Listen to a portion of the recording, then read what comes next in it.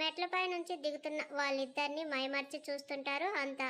White shirt blue జీన్స్లో ఉన్న విజయ్, అతనికి జోడీగా ఎల్లో అండ్ పింక్ కలర్ శారీలో వస్తున్న ధరణిని చూస్తూ చక్కని జంట అని అనుకుంటారు ఇంట్లో వారంతా. ధరణి చేత దేవుని గదిలో దీపం పెట్టించి తనని స్వీట్ చేయమని చెప్పి వంటగదిలోకి సౌమ్యతో పాటు పంపిస్తారు సునంద గారు. నరేంద్ర గారు, విజయ్, కిషోర్ ఆఫీస్ విషయాలు మాట్లాడుతూ ఉంటే అరుణ గారు ఇంకా సునంద గారు వచ్చే ముత్తైదుల కోసం తాంబూలం సిద్ధం చేస్తుంటారు. బామ కుమారితో గార్డెన్లో ఉన్న పూలను తీసుకురమ్మని పురమాయిస్తారు. విజయ్, నీతో ఒక ఇంపార్టెంట్ విషయం మాట్లాడాలి అంటారు నరేంద్ర గారు. చెప్పండి నాన్న అంటాడు విజయ్ ఫోన్ పక్కన పెడుతూ. నిన్ను సీఈఓగా అనౌన్స్ చేసి నీ మ్యారేజ్ గురించి అఫీషియల్గా అందరికీ చెప్తూ రిసెప్షన్ ఏర్పాటు చేయాలనుకుంటున్నాను అని అంటారు ఆయన. విజయ్ కొంచెం సీరియస్గా చూస్తాడు. సీరియస్ అవ్వకు విజయ్, ఇప్పుడు నీకు మ్యారేజ్ అయ్యింది. ఎప్పటికైనా సీఈఓగా చార్జ్ తీసుకోవాల్సింది నువ్వే. అదేదో ఇప్పుడే చేస్తే ఒకేసారి నీ మ్యారేజ్ అనౌన్స్మెంట్ కూడా ఇచ్చేసి గ్రాండ్గా ఫంక్షన్ అరేంజ్ చేయాలని నా కోరికరా అంటూ రిక్వెస్టింగ్గా అడుగుతారు ఆయన. ఆల్రెడీ నేను చెప్పానుగా నాన్న, మీరే సీఈఓగా ఉండాలని. మళ్ళీ ఏంటిది అంటాడు విజయ్ కొంచెం కోపంగా. అది కాదు కన్నా, నాకు కొంచెం హెల్త్ ప్రాబ్లమ్స్ ఉన్నాయిగా, ఇంకా ఆఫీస్ అంటూ ఆలోచిస్తుంటే అంటున్న ఆయన దగ్గరకు వచ్చి, ఏం డాడీ మళ్ళీ ఏమన్నా హార్ట్ పెయిన్ ఏమన్నా వస్తుందా అని అంటూ కొంచెం టెన్షన్గా అడుగుతాడు. కొడుకు వైపు ప్రేమగా చూస్తూ, అలా అని కాదు విజయ్, నిన్ను మన ఇండస్ట్రీస్ సీఈఓగా చూడాలని నా కోరికరా. తండ్రి కళ్ళలో కనబడుతున్న భావాన్ని గమనిస్తూ, ఓకే డాడీ, మీరు చెప్పినట్టే చేద్దాం, కానీ ఇప్పుడే కాదు అంటాడు విజయ్ నార్మల్గా. మరి ఇంకెప్పుడు? ఇంకో 2 months తర్వాత. నెక్స్ట్ మంత్ నేను యూఎస్ వెళ్తున్నాను. ఫ్రెండ్ మ్యారేజ్ ఉంది. దట్టు ఒకసారి మన కంపెనీ మ్యాటర్స్ అన్నీ వాళ్ళతో మాట్లాడి అక్కడి కంపెనీ బాధ్యతలు కొన్ని అథారిటీస్ వాళ్ళకు ఇచ్చి నేను అప్పుడప్పుడు వెళ్ళి చెక్ చేసి వస్తుంటాను. కాబట్టి మీరన్న విషయం ఇంకో 2 months తర్వాత చేద్దాం ఆయన్ని చూసి అంటాడు. విజయ్ తీసుకున్న నిర్ణయాన్ని సరే అంటూ నీ ఇష్టం అంటారు ఆయన. ఇంతలో వస్తారు పక్కన ఉన్న కొంతమంది సన్నిహితులు, స్నేహితులుగా ఉన్న ఆడవాళ్ళు. అందరినీ ఆహ్వానించి వాళ్లకు కాపీలు అవి ఇచ్చి మర్యాదలు చేస్తారు సునంద గారు, అరుణ గారు.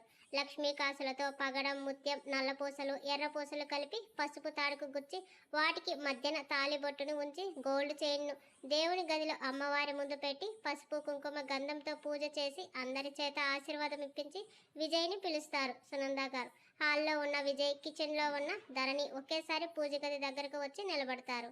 విజయ్ చేతికి తాలిబొట్టు చైన్ ఇచ్చి ధరణి మెడలో వేయమని చెప్తారు. ధరణికి దగ్గరగా వచ్చి చైన్ ఆమె మెడలో వేస్తున్న విజయ్ను తలెత్తి పైకి చూస్తుంది ధరణి. వేళ భావాలు ఒక్క చూపులో తెలుస్తుంటే అలా చూస్తూనే ఆమె గుండెలపై నిలుస్తుంది విజయ్ చేతుల మీదుగా మంగళసూత్రం. ఆమె చూపులను అర్థం చేసుకుంటూ, ఏం కాదు భయపడకు అన్నట్టు కళ్ళతోనే ధైర్యాన్ని ఇస్తున్నట్టు చెప్తారు. వాళ్ళిద్దరిని అలా చూస్తూ చేతిలో ఉన్న అక్షింతలతో ఆశీర్వదిస్తారు అందరూ. వచ్చిన వారి చేత ధరణికి కుంకుమ పెట్టించి ధరణి చేత అందరికీ తాంబూలం ఇప్పిస్తారు సునంద గారు. వచ్చిన అందరికీ మర్యాదలు చేసి పంపిస్తారు. ఇదంతా పైన నిలబడి కాల్ చేసేలా చూస్తుంది వందన. సునంద గారు తనని పిలిచినా మళ్ళీ వస్తానని చెప్పి అక్కడే ఉండి ధరణిని చూస్తూ కళ్ళలో నిప్పులు పోసుకుంటుంది. విజయ్, ధరణి ఇంట్లో వాళ్ళ ఆశీర్వాదం తీసుకొని అందరూ కలిసి టిఫిన్ కంప్లీట్ చేసి హాల్లో కూర్చుంటారు. ధరణి, ఇలా రా అమ్మా అంటారు నరేంద్ర గారు ఆప్యాయంగా చూస్తూ. మెల్లిగా ఆయన ముందుకు వచ్చి నిలబడుతుంది. ఏమ్మా భయపడుతున్నావా ఇక్కడ ఉండటానికి? లేదన్నట్టుగా తల ఊపుతూ చెప్తుంది. భయపడకు తల్లి, మేమంతా ఉన్నాంగా, నీకేం కష్టం రానివ్వం. ఈ ఇల్లు నీది, మమ్మల్ని అత్తమామల్లా కాకుండా అమ్మా నాన్నలుగా అనుకో అంటారు ఆయన. అంత అభిమానం తన మీద చూపిస్తుంటే కళ్ళలో నీళ్లు వస్తుంటాయి ధరణికి. వెంటనే సునంద గారు ధరణి దగ్గరకు వచ్చి కౌగిలించుకుంటూ, ఏడవకు అని ప్రేమగా చెప్తారు. అని కన్నీళ్ళను తుడుచుకొని అందరికీ స్వీట్ ఉన్న బౌల్స్ ఇస్తుంది. అందరూ తిని చాలా బాగుంది అన్నప్పుడు కొంచెం హ్యాపీగా ఫీల్ అయ్యి వాళ్ళతో నార్మల్గా మాట్లాడుతూ కలిసిపోతుంది. నాన్న, రేపటి నుంచి నేను ఆఫీస్కి వెళ్తాను, మీరు ఇంట్లోనే ఉండి రెస్ట్ తీసుకోండి అంటాడు విజయ్. అదేంటి విజయ్ అప్పుడేనా అంటారు సునంద గారు. అవును మా, ఆఫీస్లో వర్క్ లోడ్ ఎక్కువగా ఉంది. అది కాక ఆశ్రమంలో కొత్తగా మనం కడుతున్న బిల్డింగ్ పనులు కూడా చూడాలి. ఇంట్లో ఉంటే ఎలా? అందుకే రేపటి నుంచి ఆ వర్క్ మొత్తం కంప్లీట్ చేయాలంటే నేను వెళ్ళాలిగా అంటాడు విజయ్. అందరూ కాసేపు మాట్లాడి ఎవరి పనుల్లో వారు బిజీగా అయిపోగా సౌమ్యతో ధరణిని పైకి గదిలోకి తీసుకెళ్ళమని చెప్తారు సునంద గారు. ధరణి సౌమ్యాని రూమ్ దగ్గర వదిలి వస్తూ, ధరణి అంటుంది. చెప్పండి సౌమ్య గారు. గారు వద్దులే ధరణి, వదిన అని పిలువు. చిన్నగా నవ్వి సరే వదిన అంటుంది ధరణి. విజయ్ అన్నయ్య చాలా మంచివారు. ఆయన గురించి నువ్వు ఏం టెన్షన్ పడకు, సరేనా? అంటుంది ధరణి. ధరణి, నిజం చెప్పు, అన్నయ్య అంటే నీకు ఇష్టం కదా అంటుంది నవ్వుతూ. ఆ మాటకు బుగ్గలు ఎర్రగా మరి సిగ్గుతో తల దించేస్తుంది. విజయ్ అంటే ధరణికి కూడా ఇష్టమని సౌమ్యకు అర్థమై ధరణికి దగ్గరగా వచ్చి, అన్నయ్య కోపంలో ఏమన్నా అంటే భయపడకు, సరేనా అంటుంది లాలనగా. సరే, నేను వెళ్తాను అంటూ నవ్వుతూ వెళ్ళిపోతుంది సౌమ్య. ధరణి కూడా లోపలికి వచ్చి చీరను మార్చుకుందామని డ్రెస్సింగ్ రూమ్కి వెళ్తుంది. కాసేపు అందరితో మాట్లాడి పైకి వస్తాడు విజయ్. రూమ్లోకి వచ్చి చూస్తే ధరణి కనబడదు. ఎక్కడికి వెళ్ళింది అని చూస్తూ డ్రెస్సింగ్ రూమ్ డోర్ ఓపెన్ చేసేసరికి లాక్ చేయకపోవడంతో డోర్ తెరుచుకుంటుంది. ఒక్కసారిగా షాక్ అవుతాడు విజయ్. ఓన్లీ బ్లౌజ్ ఇంకా పెట్టికోట్ మీదే ఉంది ధరణి. డోర్ ఓపెన్ చేసిన సౌండ్కు వెనక్కు తిరిగిన ధరణి విజయ్ కనపడడంతో చేతులను ఎదపై కప్పుకొని కళ్ళు మూసేస్తుంది. సారీ అంటూ డోర్ క్లోజ్ చేసేసి వెళ్ళిపోతాడు. వెంటనే డోర్ లాక్ చేసి గబగబా చీరను కట్టుకుంటుంది. బెడ్పై కూర్చొని తలలోకి వేళ్లు పోనిచ్చి కాసేపు కళ్ళు మూసేశాడు విజయ్. ధరణి కొంచెం టెన్షన్గానే బయటకు వచ్చింది. మార్నింగ్ కట్టుకున్న గ్రీన్ కలర్ శారీనే కట్టుకుంది. బెడ్పై కూర్చొని ఉన్న విజయ్ని చూసి తలనొప్పేమో అనుకొని విజయ్ గారు కాఫీ తీసుకురమ్మంటారా అంటుంది కన్సర్న్గా. ధరణి గొంతు విని తలెత్తి చూస్తే ఆమె గ్రీన్ కలర్లో ఉండి క్యూట్గా అనిపిస్తుంటే కష్టంగా కంట్రోల్ చేసుకుంటూ వద్దు అంటుంది. రేపటి నుండి నేను ఆఫీస్కి వెళ్తున్నాను, షర్ట్ని విప్పుతూ అంటాడు. సైలెంట్గా ఉంటుంది ధరణి, ఏం మాట్లాడకుండా. ఇక్కడికి వచ్చినప్పటి నుంచి విజయ్ తనకు ఒంటరి అన్న ఫీలింగ్ రాకుండా ఏదో ఒక విధంగా ఎంగేజ్ చేస్తుంటే రేపటి నుండి ఆఫీస్కి వెళ్తే అతను వచ్చే వరకు తను ఒక్కటే ఉండాలేమో అని కొంచెం భయపడుతుంది. ధరణి ఏం మాట్లాడకపోవడంతో ఆమె దగ్గరకు వచ్చి, భయపడకు, అమ్మ అందరూ ఉన్నారుగా, నీకు ఫుల్గా టైంపాస్ అవ్వడానికి చింటూ కూడా ఉన్నాడు, సరేనా అంటూ మౌనంగా తల దించేస్తుంది. ఇటు చూడు, కామ్గా ఉంటుంది, విననట్టు. ఆమె తనని మిస్ అవుతుంది అనే ఫీలింగ్ నచ్చుతుంది విజయ్కు. చూడవా, నన్ను వేసుకోవాలి అనుకున్న టీషర్ట్ని పక్కన పెట్టి అస్సలు తలెత్తకుండా ఉండేసరికి ధరణిని 2 చేతులతో ఎత్తుకొని బెడ్పై పడుకోబెట్టి ఆమె పైన చేరుతాడు. సెకండ్స్లో నిలబడి ఉన్న తాను బెడ్పై ఉండేసరికి అర్థం కాక అయోమయంగా చూస్తుంది. తనకు ఇంచు గ్యాప్లో విజయ్ షర్ట్లెస్గా ఉండి తన ముఖానికి దగ్గరగా ఉండటంతో కళ్ళను పెద్దవిగా చేసి చూస్తుంది. ముఖమంతా కుంకుమ ఉండి కాటుక కళ్ళతో అంత దగ్గరగా ఉన్న ఆమెను చూస్తూ రెప్ప వాల్చడం మర్చిపోతాడు. మెల్లగా తన చేతితో ముక్కు మీద ఉన్న కుంకుమను తుడుస్తూ, ఇప్పుడు పూజ అయిపోయిందిగా కొంటెగా అంటుంటే, పూజ ఉంది అని తను అన్న మాటలు గుర్తొచ్చి విజయ్ ఉదయం చేసింది తలుచుకొని కంగారుగా చూస్తుంది. గుర్తొచ్చిందా? ఇంకా దగ్గరగా వస్తూ అంటాడు. విజయ్ గారు, చింటూ. ఆ మాటకు డోర్ లాక్ చేసిన సంగతి కూడా మర్చిపోయి వెంటనే బెడ్ పై నుంచి దిగేసి డోర్ వైపు చూస్తాడు. వెంటనే లేచి బయటకు వెళ్లాలని చూసిన ధరణి డోర్ దగ్గరకు పరిగెత్తుతూ ఉండగా ఆమె ముందుకు కదిలితేగా విజయ్ ఆమె చీర కొంగును పట్టుకుని కోపంగా చూస్తున్నాడు. అమ్మో, ఈయన కోపం వచ్చింది అని అనుకుంటూ, సారీ విజయ్ గారు, మీరు ఇలా చేసేసరికి టెన్షన్గా ఉండి చింటూ వచ్చాడని అబద్ధం చెప్పాను అంటూ ప్లీజింగ్గా అడుగుతుంటే చీర కొంగును స్పీడ్గా లాగేస్తాడు. ఆ ఫోర్స్కు నేరుగా విజయ్ చెస్ట్ మీదకి వచ్చి పడుతుంది. ఒక్క ఊదుట తన నడుమును పట్టుకుని పైకి లాక్కొని ఆమె కళ్ళలోకి చూస్తూ, నా నుంచి తప్పించుకోవడం నీ వల్ల కాదు, ఇంకెప్పుడు ఇలా చేయకుండా ఉండటానికి ఇప్పుడు నీకు పనిష్మెంట్ ఇస్తాను అంటాడు కన్నింగ్గా నవ్వుతూ. ఆ నవ్వు చూసి భయపడుతూ, ప్లీజ్ ఇంకోసారి ఇలా ఎప్పుడూ చేయను, ఏడుపు మొహం పెట్టుకొని అంటుంది. తన మాటలు అస్సలు విననట్టుగాని అదురుతున్న అదరాలను అందుకుంటాడు. గట్టిగా కళ్ళు మూసేస్తుంది. ఆ ముద్దులో కోపం లేదు, ఏదో చెప్పాలని మరేదో కావాలని ముద్దుతోనే అతను చెప్తుంటే తనకు తెలియకుండానే అతని మెడ చుట్టూ హారంలా తన చేతులను వేసి మునివేలపై నిలబడుతూ అతనికి అనుగుణంగా మారుతుంది. ఆమెలోని మార్పును గమనిస్తూ ముద్దును మరింత గాఢంగా మారుస్తూ మరింత గట్టిగా తన కౌగిల్లో బంధిస్తాడు. 10 నిమిషాలుగా జరుగుతున్న చుంబన యుద్ధంలో అతని ప్రేమకు కన్నీరు ఆమె చెంపలను చేరగా మరింతగా అతనిలోకి ఒదిగిపోతుంది. ఆమెలోని ప్రేమకు అతను వశం తప్పుతుంటే మెల్లగా పెదవులను వదిలి దూరం జరుగుతాడు. అతను దూరం జరిగేసరికి తనేం చేసిందో అర్థమై సిగ్గుతో బుగ్గలు ఎరుపెక్కగా తల దించేస్తుంది. ఆమెను వదిలి బెడ్పై ఉన్న టీషర్ట్ వేసుకొని కిందకి వెళ్ళిపోతాడు. విజయ్ అలా వెళ్ళేసరికి మనసు ఎందుకో బాధగా మూలుగుతుంటే సన్నటి కన్నీటి ధార ఆమె కళ్ళలో.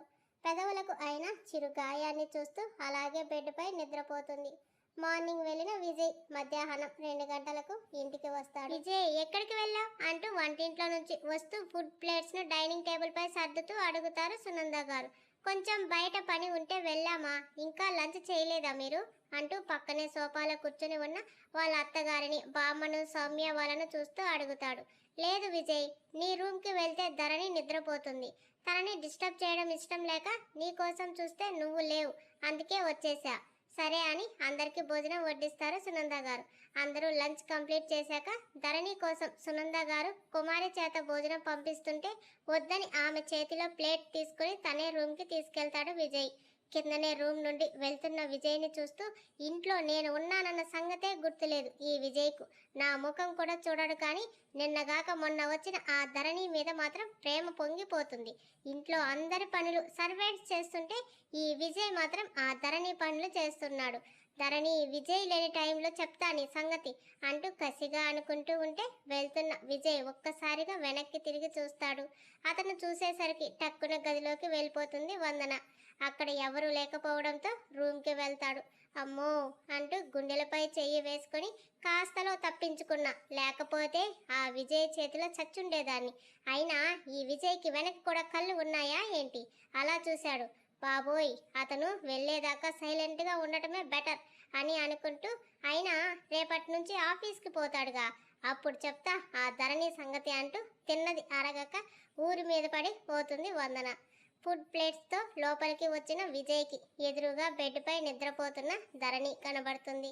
ప్లేట్ టేబుల్పై పెట్టి డోర్ లాక్ చేసి వచ్చి బెడ్పై కూర్చొని ఏసీ చల్లదనానికి ముడుచుకొని నిద్రపోతున్న ధరణిని చూస్తూ ఏసీ కూలింగ్ కొంచెం తగ్గించి ధరణిని నిద్రలేపుతాడు. అటువైపు ఉన్నది ఇటు తిరిగి పడుకుంటుంది. తన ముందుకు కూర్చుని ఆమె తలను తన ఒడిలో పెట్టుకొని నిద్రపోతున్న ధరణిని చూస్తాడు. ఉదయం తను వేసిన తాళి చైన్ ఆమెతో పోటీ పడి మరీ మెరుస్తుంటే దాన్ని చేతితో పట్టుకొని అలాగే చూస్తుంటాడు. పచ్చిగా ఉన్న పసుపు గంధం, ఎర్రగా ఉన్న కుంకుమతో సువాసనను వెదజల్లుతూ ఉండి కొంచెం కుంకుమ ధరణి ఒంటికి కూడా అంటుకుని ఉంటుంది. తెల్లని మెడపై ఎర్రగా కనబడుతున్న కుంకుమను చూసి చిరునవ్వు నవ్వుతూ నిద్రపోతున్న ధరణిని మళ్ళీ పిలుస్తాడు. తలకు కింద తగులుతున్న అతని ఒంటి స్పర్శకు చెవికి వినిపిస్తున్న పిలుపు విని కళ్ళు నలుపుకుంటూ లేచి కూర్చుంటుంది. తను ఎక్కడ ఉంది చూసి వెంటనే అతనికి కొంచెం దూరం జరుగుతుంది. ధరణిని హ్యాండ్ వాష్ చేసుకుని రమ్మని చెప్పేసరికి సైలెంట్గా వెళ్ళి హ్యాండ్ వాష్ ఇంకా ఫేస్ వాష్ చేసుకుని వచ్చి లంచ్ కంప్లీట్ చేస్తుంది. విజయ్ బెడ్పై కూర్చొని ధరణిని చూస్తూ ఉన్నాడు. అస్సలు చూడటం లేదు అతని వైపు. ధరణి కమ్ హియర్ అంటాడు విజయ్. ప్లేట్స్ను బయట పెట్టి వస్తున్న ధరణిని చూసి వచ్చి బెడ్ పక్కన నిలబడుతుంది. తల వంచేసి సిట్ సైలెంట్గా కూర్చుంటుంది. కూర్చున్న ఆమెని తన ఒడిలోకి తీసుకుని ఆమె నడుము చుట్టూ ఒక చేతిని వేసి ఇంకో చేత్తో వెనుక ఉన్న జడను ముందుకు వేస్తూ ఆమె వీపుపై తలను ఆనిస్తూ కోపమా, అలిగావా నా మీద వీపుని ముద్దాడుతూ అడుగుతాడు.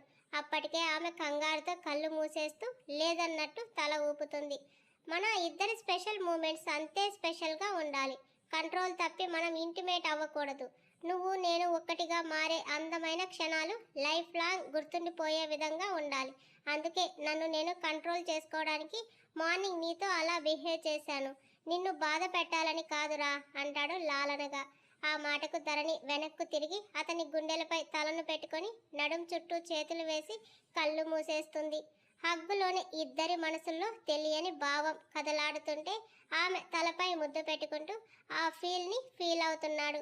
కొద్దిసేపటి వరకు ఇద్దరు నిశ్శబ్దంగా ఉండిపోయారు. అలాగే విజయ్ మనసులో నీకు నా గురించి అంతా తెలిసాక ఒక్క క్షణం కూడా నీకు దూరంగా ఉండలేను కూడా. అప్పటి వరకు నాకు ఈ దూరం తప్పదు అని అనుకుంటూ ధరణి అని పిలుస్తాడు. అంటుంది అతని గుండె చప్పుడు వింటూ కళ్ళు తెరవకుండానే. ఆమెను ఒడిలోనే ఒక పక్కకు అడ్జస్ట్ చేసి కూర్చోబెట్టుకొని ఆమె చేతిలో ఒక బాక్స్ పెడతాడు. చేతిలో ఉన్న దాన్ని విజయ్ని మార్చి మార్చి చూస్తూ ఉంటే ఓపెన్ చేయి అంటాడు, చేతిని ఆమె నడుములోకి పోనిస్తూ. కళ్ళను ఆల్చిప్పల్లా చేసి చూస్తూ ఉంటే మెల్లగా తన గుండెలపై తలను ఆంచి ఐస్ క్లోజ్ చేసుకుని హగ్ని టైట్ చేస్తాడు. ఏం చేయనని హామీ ఇవ్వడంతో ధైర్యంగా ఉండటానికి ట్రై చేస్తూ బాక్స్ను ఓపెన్ చేస్తుంది. New iPhone. అది చూసి షాక్ అవుతూ విజయ్ గారు అంటుంది కంగారుగా. అంటాడు కళ్ళు తెరవకుండా నున్నని ఆమె నడుము మడతలను సవరిస్తూ. ఎందుకు ఇంత కాస్ట్లీ ఐఫోన్ అంటుంది బిల్ని చూసి.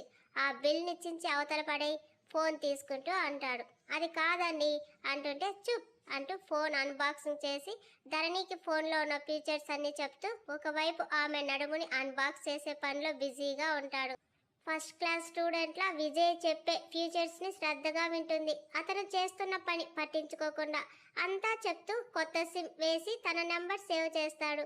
నా ఫోన్ ఊర్లో మర్చిపోకుంటే మీరు ఇంత ఖర్చు పెట్టి ఈ ఫోన్ తెచ్చేవారు కాదుగా.